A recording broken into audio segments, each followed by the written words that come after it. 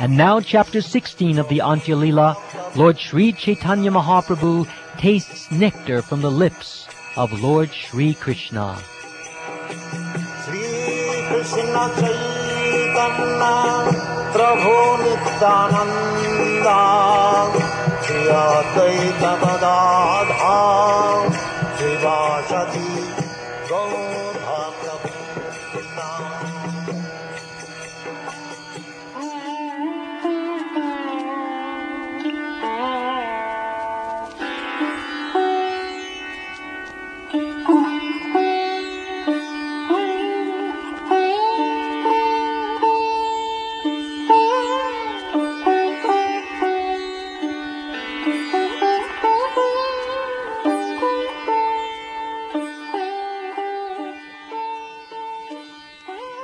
Let me offer my respectful obeisances unto Sri Caitanya Mahaprabhu, who personally tasted the nectar of ecstatic love for Krishna, and then instructed his devotees how to taste it.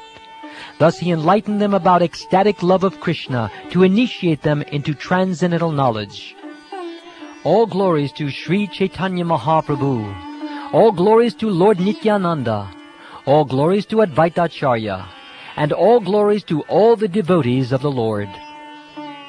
Sri Caitanya Mahaprabhu thus stayed at Jagannath Puri in the association of his devotees, always merged in ecstatic devotional love.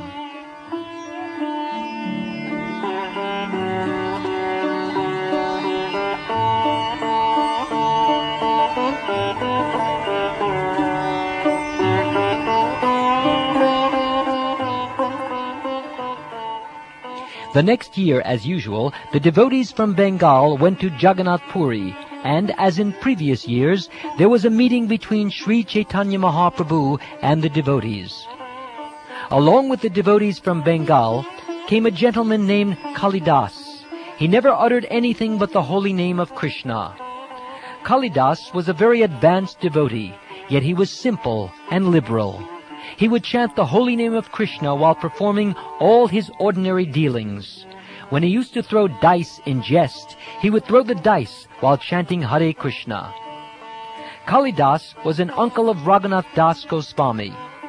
Throughout his entire life, even in old age, he tried to eat the remnants of food left by Vaishnavas. Kalidas ate the remnants of food of as many Vaishnavas as there were in Bengal. He would go to all the Vaishnavas born in Brahmin families, be they neophyte or advanced devotees, and present them gifts of first-class edibles. He would beg remnants of food from such Vaishnavas, and if he did not receive any, he would hide. After the Vaishnavas finished eating, they would throw away their dishes or leaves, and Kalidas would come out of hiding, take the leaves, and lick up the remnants. He would also take gifts to the homes of Vaishnavas born in Shudra families. Then he would hide and eat the remnants of food they threw away in this manner. There was a great Vaishnava named Jadu Thakur who belonged to the Bunimali caste. Kalidas went to his home taking mangoes with him. Kalidas presented the mangoes to Jadu Thakur and offered him respectful obeisances. Then he also offered respectful obeisances to the Thakur's wife. When Kalidas went to Jadu Thakur, he saw that saintly person sitting with his wife. As soon as Jadu Thakur saw Kalidas, he likewise offered his respectful obeisances unto him. After a discussion for some time with Kalidas, Jadu Thakur said something to him in sweet words. "I belong to a low caste, and you are a very respectable guest. How shall I serve you? If you will permit me, I shall send some food to a Brahman's house, and there you may take prasad. If you do so, I shall then live very comfortably." Kalidas replied, "My dear sir, please bestow your mercy upon me. I have come to see you, although I am very fallen and sinful. Simply by seeing you, I have become purified. I am very obligated to you, for my life is now successful. My dear sir, I have one desire. Please be merciful to me by kindly placing your feet upon my head, so that the dust on your feet may touch it." Jadu Thakur replied, "It does not befit you to ask this of me. I belong to a very low-caste family, whereas you are a respectable rich gentleman." Kalidas then recited some verses which Jadu Thakur was very happy to hear. From the Hari Bhakti Vilas he quoted, "Even though one is a very learned scholar in Sanskrit literature, if he is not engaged in pure devotional service, he is not accepted as my devotee. But if someone born in a family of dog-eaters is a pure devotee with no motives for enjoyment through fruitive activity or mental speculation, he is very dear to me. All respect should be given to him, and whatever he offers should be accepted, for such devotees are indeed as worshipable as I am." Then from the Srimad Bhagavatam he quoted, "A person may be born in a Brahmin family and have all 12 Brahminical qualities. But if in spite of being qualified he is not devoted to the lotus feet of Lord Krishna, who has a navel shaped like a lotus, he is not as good as a Chandal who has dedicated his mind, words, activities, wealth, and life to the service of the Lord." Simply to take birth in a Brahmin family or to have Brahminical qualities is not sufficient. One must become a pure devotee of the Lord. If a Shvapacha or Chandala is a devotee, he delivers not only himself, but his whole family. Whereas a Brahmin who is not a devotee, but simply has Brahminical qualifications, he cannot even purify himself, not to speak of his family. My dear Lord, anyone who always keeps your holy name on his tongue is greater than an initiated Brahmin. Although he may be born in a family of dog-eaters, and therefore by material calculations be the lowest of men, he is glorious nevertheless. That is the wonderful power of chanting the holy name of the Lord. One who chants the holy name is understood to have performed all kinds of austerities. He has studied all the Vedas. He has performed all the great sacrifices mentioned in the Vedas. He has already taken his bath in all the holy places of pilgrimage, and it is he who is factually the Aryan." Hearing these quotations from the revealed scripture, Srimad Bhagavatam, Jadu Thakur replied, "Yes, this is true, for it is the version of Shastra. It is true, however, for one who is genuinely advanced in devotion to Krishna. Such a position may befit others, but I do not possess such spiritual power. I belong to a lower class and have not even a pinch of devotion to Krishna." Kalidas again offered his obeisances to Jadu Thakur and asked his permission to go. The saint Jadu Thakur followed him as he left. After bidding farewell to Kalidas, Jadu Thakur returned to his home, leaving the marks of his feet plainly visible in many places. Kalidas smeared the dust from those footprints all over his body. Then he hid in a place near Jadu Thakur's home. Upon returning home, Jadu Thakur saw the mangoes Kalidas had presented. Within his mind, he offered them to Krishna Chandra. Jadu Thakur's wife then took the mangoes from their coverings of banana tree leaves and bark and offered them to Jadu Thakur, who began to suck and eat them. When he finished eating, he left the seeds on the banana leaf, and his wife, after feeding her husband, later began to eat. After she finished eating, she filled the banana leaves and bark with the seeds, picked them up, and threw them into a ditch where all the refuse was thrown. Kalidas licked the banana bark and the mango seeds and skins, and while licking them, he was overwhelmed in jubilation by ecstatic love. In this way, Kalidas ate the remnants of food left by all the Vaishnavas residing in Bengal.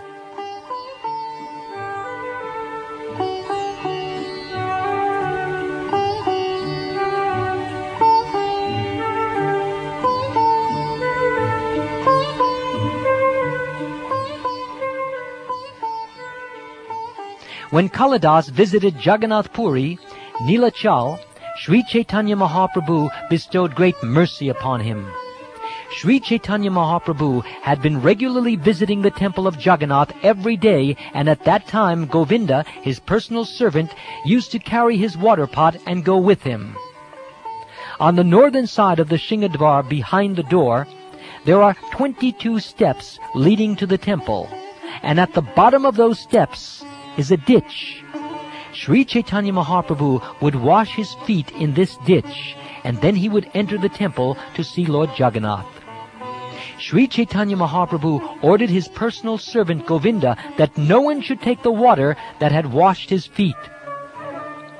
Because of the Lord's strict order, no living being could take the water. Some of his intimate devotees, however, would take it by some trick. One day, as Sri Chaitanya Mahaprabhu was washing his feet in that place, Kalidas came and extended his palm to take the water. Kalidas drank one palmful, then a second, and a third. Then Sri Chaitanya Mahaprabhu forbade him to drink more. Do not act in this way any more. I have fulfilled your desire as far as possible. Sri Chaitanya Mahaprabhu is the most exalted, omniscient, supreme personality of Godhead, and therefore he knew that Kalidas, in the core of his heart, had full faith in Vaishnavas. Because of this quality, Sri Chaitanya Mahaprabhu satisfied him with mercy not attainable by anyone else.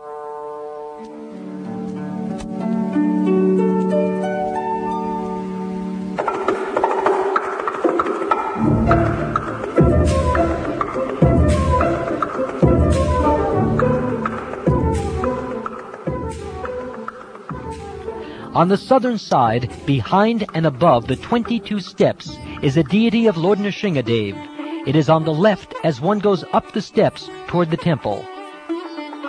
Sri Chaitanya Mahaprabhu, his left side toward the deity, offered obeisances to Lord Nrsinga as he proceeded toward the temple. He recited the following verses again and again while offering obeisances. I offer my respectful obeisances unto you, Lord Nrsingadev. You are the giver of pleasure to Maharaj Prahlad, and your nails cut the chest of Hiranyakashipu like a chisel cutting stone. Lord Nrsingadev is here, and he is also there on the opposite side. Wherever I go, there I see Lord Nrsingadev. He is outside and within my heart. Therefore I take shelter of Lord Nrsingadev, the original Supreme Personality of Godhead. Having offered obeisances to Lord Nrsingadev, Sri Chaitanya Mahaprabhu visited the temple of Lord Jagannath. Then he returned to his residence, finished his noon duties, and took his lunch. Kalidas was standing outside the door, expecting the remnants of food from Sri Chaitanya Mahaprabhu. Knowing this, Mahaprabhu gave an indication to Govinda. Govinda understood all the indications of Sri Chaitanya Mahaprabhu. Therefore, he immediately delivered the remnants of Sri Chaitanya Mahaprabhu's food to Kalidas. Taking the remnants of the food of Vaishnavas is so valuable that it induced Sri Chaitanya Mahaprabhu to offer Kalidas his supreme mercy.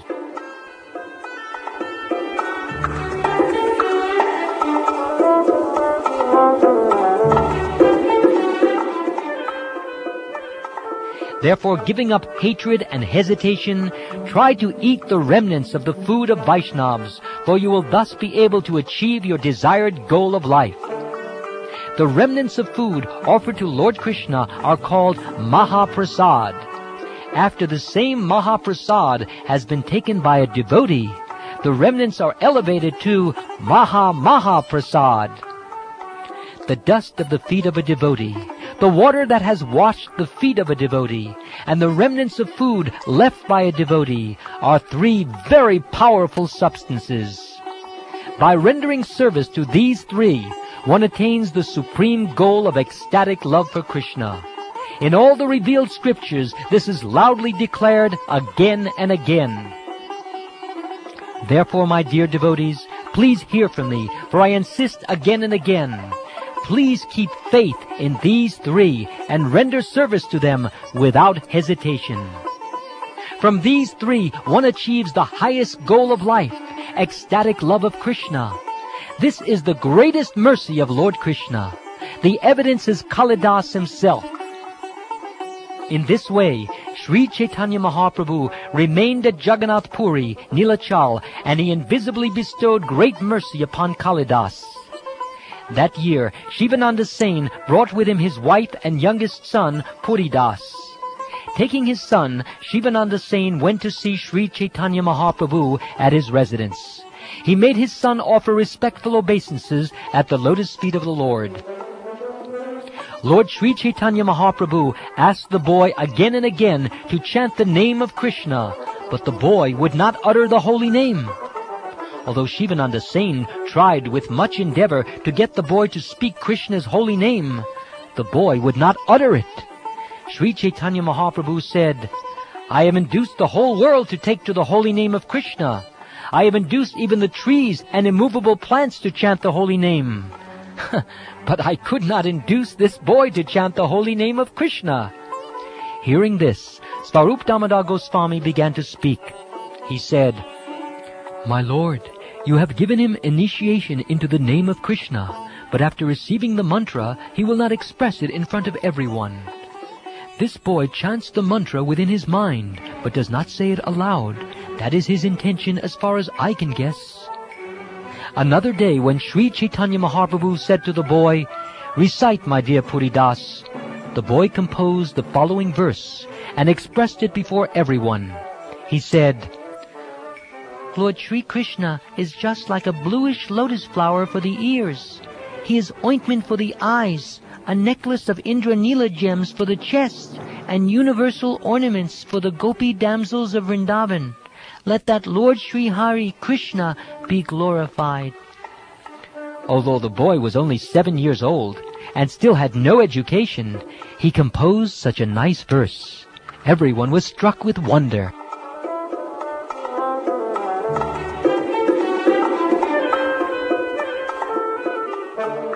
This is the glory of Sri Chaitanya Mahaprabhu's causeless mercy, which even the demigods, headed by Lord Brahma, cannot estimate. All the devotees remained with Sri Chaitanya Mahaprabhu continuously for 4 months. Then the Lord ordered them back to Bengal, and therefore they returned. As long as the devotees were in Nilachal, Jagannath Puri, Sri Chaitanya Mahaprabhu maintained his external consciousness. But after their departure, his chief engagement was again the madness of ecstatic love for Krishna. Throughout the entire day and night, Sri Chaitanya Mahaprabhu directly relished Krishna's beauty, fragrance, and mellow, as if he were touching Krishna hand to hand. One day, when Sri Chaitanya Mahaprabhu went to visit the temple of Lord Jagannath, the gatekeeper at Shingadvar approached him and offered respectful obeisances. The Lord asked him, "Where is Krishna, my life and soul? Please show me Krishna." Saying this, he caught the doorkeeper's hand. The doorkeeper replied, "The son of Maharaj Nanda is here. Please come along with me and I shall show you." Lord Chaitanya said to the doorman, "You are my friend. Please show me where the Lord of my heart is." After the Lord said this, they both went to the place known as Jagamohan, where everyone views Lord Jagannath. The doorkeeper said, "Just see, here is the best of the personalities of Godhead. From here you may see the Lord to the full satisfaction of your eyes." Sri Chaitanya Mahaprabhu stayed behind the huge column called the Garuda Stamba and looked upon Lord Jagannath. But as he looked, he saw that Lord Jagannath had become Lord Krishna with his flute to his mouth. In his book known as Gauranga Stava Kalparviksha, Raghunath Das Goswami has described this incident very nicely. He said, "My dear friend the doorkeeper, where is Krishna, the Lord of my heart? Kindly show him to me quickly." With these words, Lord Sri Chaitanya Mahaprabhu addressed the doorkeeper like a madman. The doorkeeper grasped his hand and replied very hastily, "Come, see your beloved." May that Lord Sri Chaitanya Mahaprabhu rise within my heart and thus make me mad also. The offering of food known as Gopal Vallabha Bhog was then given to Lord Jagannath. An arti was performed with the sound of the conch and the ringing of bells. When the arti finished, the prasad was taken out, and the servants of Lord Jagannath came to offer some to Sri Chaitanya Mahaprabhu. The servants of Lord Jagannath first garlanded Sri Chaitanya Mahaprabhu, and then offered him Lord Jagannath's prasad. The prasad was so nice that its aroma alone, to say nothing of its taste, would drive the mind mad. The prasad was made of very valuable ingredients. Therefore the servant wanted to feed Sri Chaitanya Mahaprabhu a portion of it. Sri Chaitanya Mahaprabhu tasted a portion of the prasad. Govinda took the rest and bound it in the end of his wrapper. To Sri Chaitanya Mahaprabhu, the prasad tasted millions upon millions of times better than nectar, and thus he was fully satisfied. The hair all over his body stood on end, and incessant tears flowed from his eyes. Sri Chaitanya Mahaprabhu considered, "Where has such a taste in this prasad come from? Certainly it is due to its having been touched by the nectar of Krishna's lips."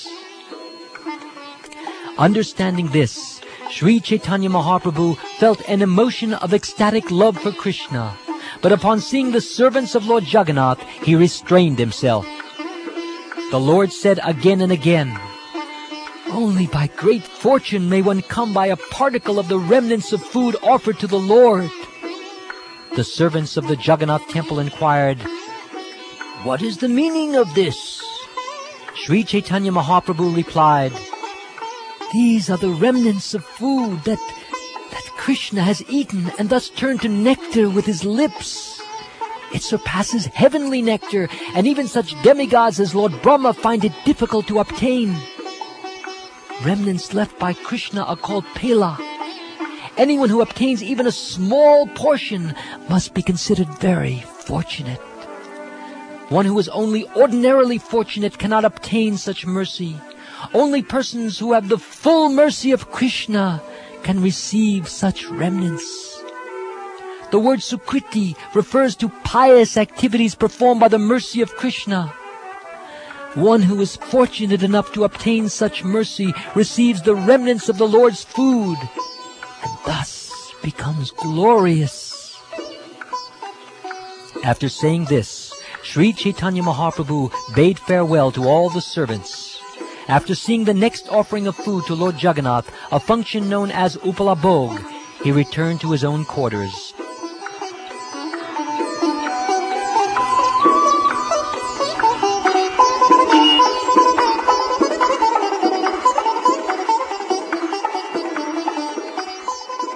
After finishing his noon duties, Sri Chaitanya Mahaprabhu ate his lunch, but he constantly remembered the remnants of Krishna's food. Sri Chaitanya Mahaprabhu performed his external activities, but his mind was filled with ecstatic love. With great difficulty, he tried to restrain his mind, but it would always be overwhelmed by deep ecstasy. After finishing his evening duties, Sri Chaitanya Mahaprabhu sat down with his personal associates in a secluded place and discussed the pastimes of Krishna in great jubilation.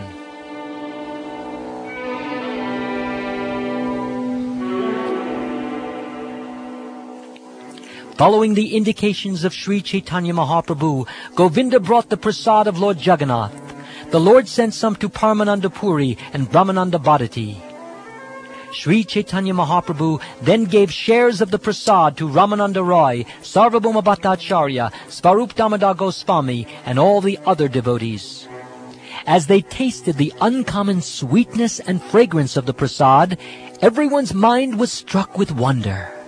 Sri Chaitanya Mahaprabhu said, "These ingredients, such as sugar, camphor, black pepper, cardamom, cloves, butter, spices, and licorice, they're all material. Everyone has tasted these material substances before. However, in these ingredients, there are extraordinary tastes and uncommon fragrances. Just taste them and see the difference in the experience. Apart from the taste, even the fragrance pleases the mind and makes one forget any other sweetness besides its own.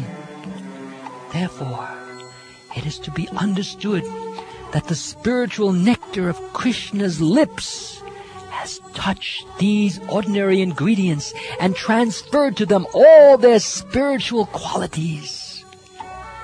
An uncommon, greatly enchanting fragrance and taste that makes one forget all other experiences are attributes of Krishna's lips. this prasad has been made available only as a result of many pious activities. Now go taste it with great faith and devotion." Loudly chanting the holy name of Hari, all of them tasted the prasad. As they tasted it, their minds became mad in the ecstasy of love.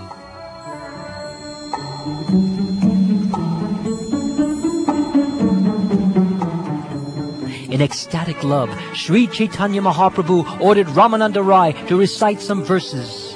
Thus Ramananda Rai spoke as follows: "O hero of charity, please deliver unto us the nectar of your lips. That nectar increases lusty desires for enjoyment and diminishes lamentation in the material world. Kindly give us the nectar of your lips, which are touched by your transcendentally vibrating flute, for that nectar makes all human beings forget all other attachments." Upon hearing Ramananda Rai quote this verse, Sri Chaitanya Mahaprabhu was very satisfied. Then he recited the following verse, which had been spoken by Srimati Radharani in great anxiety. "My dear friend, the all-surpassing nectar from the lips of the Supreme Personality of Godhead, Krishna, can be obtained only after many, many pious activities. For the beautiful gopis of Vrindavan, that nectar vanquishes the desire of all other tastes. Madan Mohan always chews pan that surpasses the nectar of heaven. He is certainly increasing the desires of my tongue." After saying this, Sri Chaitanya Mahaprabhu was overwhelmed by ecstatic loving emotions. Talking like a madman, he began to explain the meaning of the two verses. "My dear lover, let me describe some of the characteristics of your transcendental lips. Oh, they agitate the mind and body of everyone. They increase lusty desires for enjoyment. They destroy the burden of material happiness and lamentation. And they make one forget all material tastes. The whole world falls under their control. They vanquish shame, religion, and patience, especially in women. Indeed, they inspire madness in the minds of all women. Your lips increase the greed of the tongue, and thus attract it. Considering all this, we see that the activities of your transcendental lips are always perplexing.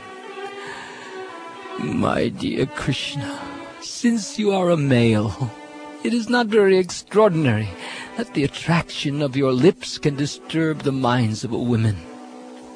I am ashamed to say this, but your lips sometimes attract even your flute, which is also considered a male.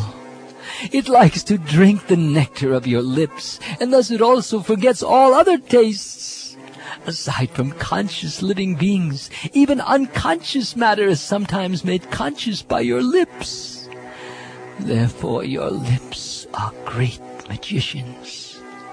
Paradoxically, although your flute is nothing but dry wood, your lips make it drink their nectar. They create a mind and senses in the dry wooden flute and give it transcendental bliss.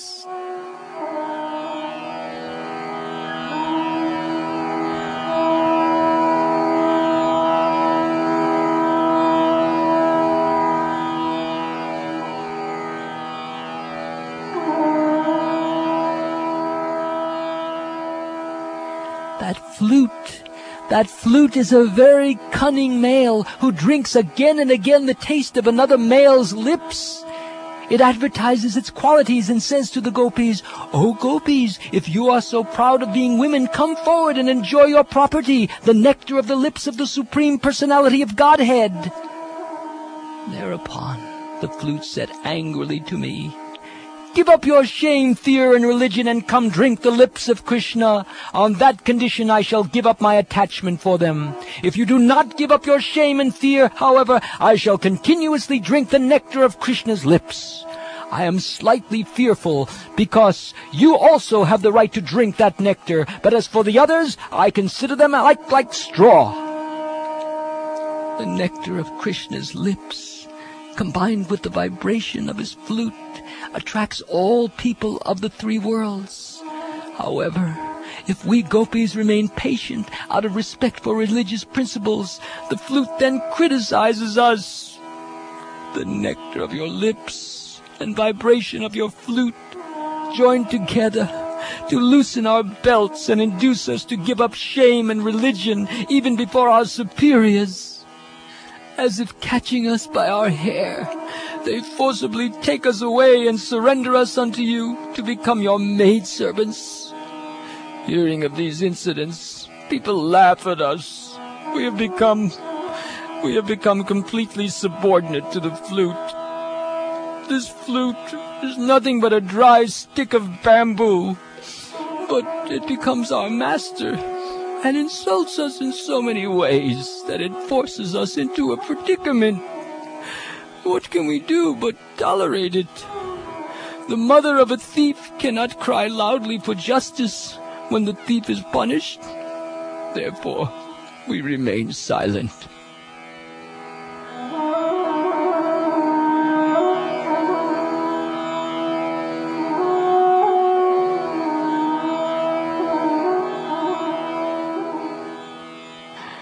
That is the policy of these lips. Just consider the other injustices. Everything that touches those lips, including food, drink, or betel, becomes just like nectar. It is then called Krishna Pila, or remnants left by Krishna. Even after much prayer, the demigods themselves cannot obtain even a small portion of the remnants of such food. Just imagine the pride of those remnants. Only a person who has acted piously for many, many births and has thus become a devotee can obtain the remnants of such food. The betel chewed by Krishna is priceless, and the remnants of such chewed betel from his mouth are said to be the essence of nectar. When the gopis accept these remnants, their mouths become like his spittoons. Therefore, my dear Krishna, please give up all the tricks you have set up so expertly. Do not try to kill the life of the gopis with the vibration of your flute. Because of your joking and laughing, you are becoming responsible for the killing of women. It would be better for you to satisfy us by giving us the charity of the nectar of your lips.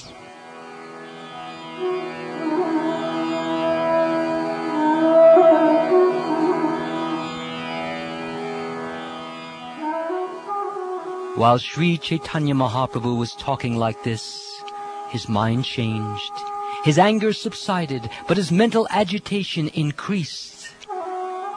Sri Caitanya Mahaprabhu continued, "The nectar from Krishna's lips is supremely difficult to obtain. But if one gets some, his life becomes successful.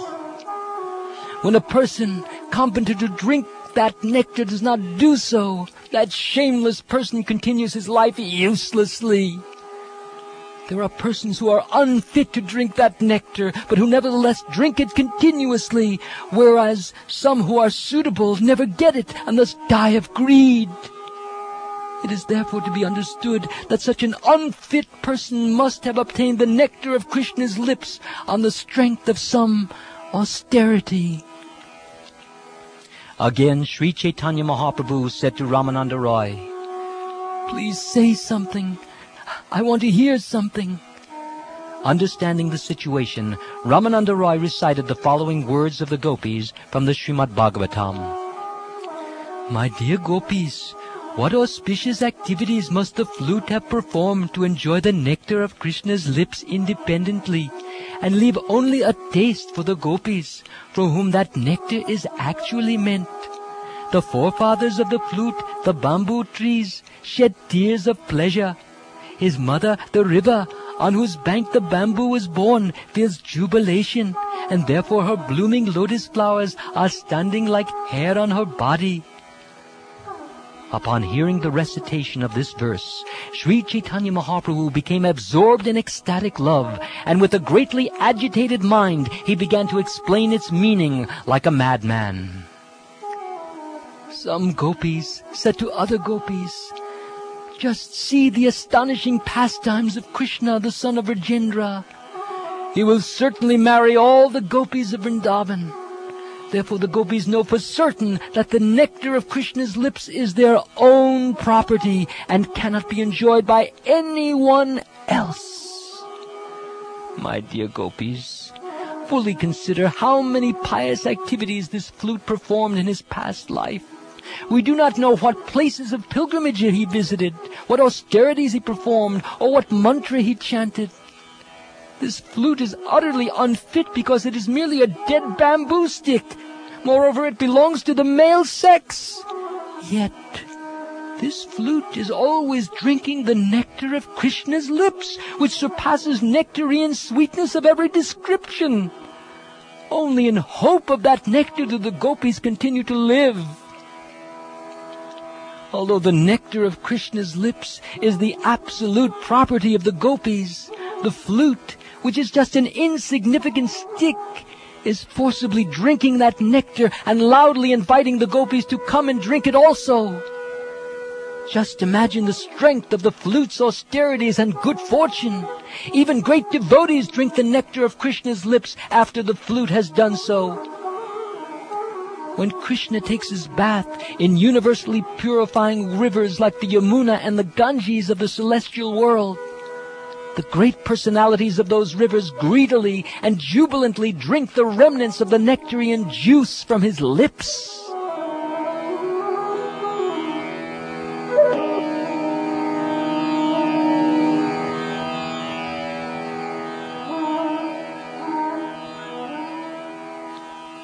Aside from the rivers, the trees standing on the banks like great ascetics and engaging in welfare activities for all living entities, they drink the nectar of Krishna's lips by drawing water from the river with their roots. We cannot understand why they drink like that. The trees on the bank of the Yamuna and Ganges are always jubilant. They appear to be smiling with their flowers and shedding tears in the form of flowing honey. Just as the forefathers of a Vaishnava's son or grandson feel transcendental bliss, the trees feel blissful because the flute is a member of their family. The gopis considered, the flute is completely unfit for his position. We want to know what kind of austerities the flute executed so that we may also perform the same austerities. Although the flute is unfit, he is drinking the nectar of Krishna's lips. Seeing this, we qualified gopis are dying of unhappiness. Therefore, we must consider the austerities the flute underwent in his past life.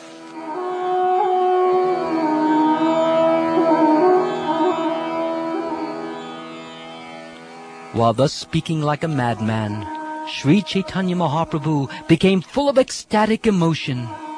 In the company of his two friends, Swarup Damodar Goswami and Ramananda Rai, he sometimes danced, sometimes sang, and sometimes became unconscious in ecstatic love.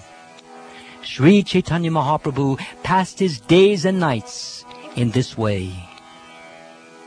Expecting the mercy of Swarup, Rupa, Sanatan, and Raghunath Das, and taking their lotus feet on my head, I, the most fallen Krishna Das, continued chanting the epic Sri Caitanya Caritamrta, which is sweeter than the nectar of transcendental bliss.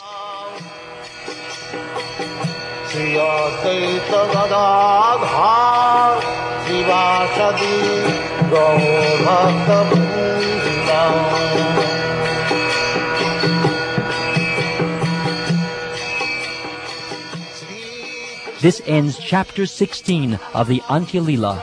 Lord Sri Chaitanya Mahaprabhu tastes nectar from the lips of Lord Sri Krishna.